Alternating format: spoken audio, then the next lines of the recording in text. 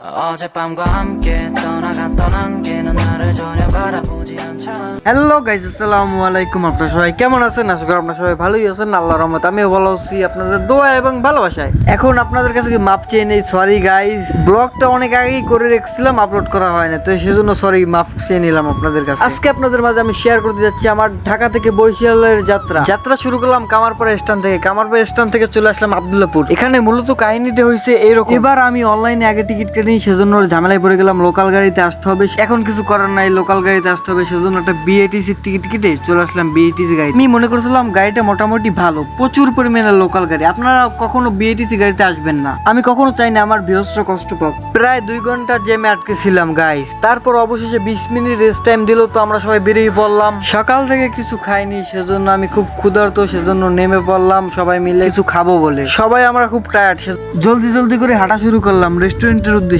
রেস্টুরেন্টের ভিতরে ঢুকে ফ্রেশ হয়ে নিলাম সবাই মিলে। রেস্টুরেন্টের ভিতরে গিয়ে চিন্তায় পড়ে গেলাম যে কি অর্ডার দেওয়া যায়। তারপর তানভীর আমাদের বুদ্ধি দিল যে খিচুড়ি খাওয়া যাক। তারপর যা বলা তাই কাজ, তো খাওয়া শুরু করলাম খিচুড়িটা অনেক সুন্দর হয়েছে। তো খাওয়া দাওয়া শেষ করে আবার বাসের উদ্দেশ্যে রওনা করে দিলাম। প্রায় 3 ঘন্টা পর আমাদেরকে নামিয়ে দিল আমাদের বাস স্ট্যান্ড রহমত। তানভীর তো বাড়ি এসে ভাব দেওয়া শুরু করছে, পুরো নায়ক সালমান খান। ওর দিকে ক্যামেরা ঘুরে দিয়ে কত সুন্দরভাবে ভাব নিয়ে বাস থেকে নামার পর আমাদের মালামাল নিয়ে একটা গাড়ির উদ্দেশ্যে রওনা করে দিলাম। তো অনেক দিন পর ভ্যান গাড়িতে উঠলাম গাইস, অনেক মজা হচ্ছে।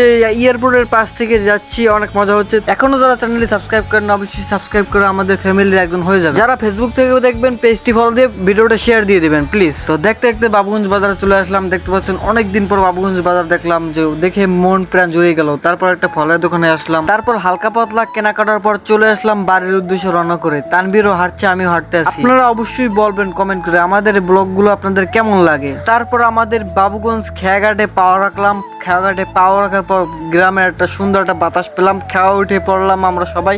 তারপর একটা গাড়িতে উঠে বাড়ি এসে বললাম। তো গাইস, আজকের ব্লগটা এতটুকুই। সবাই ভালো থাকবেন, সুস্থ থাকবেন। আসসালামু আলাইকুম রহমতুল্লাহ। দেখা হবে নতুন কোনো ভিডিওতে।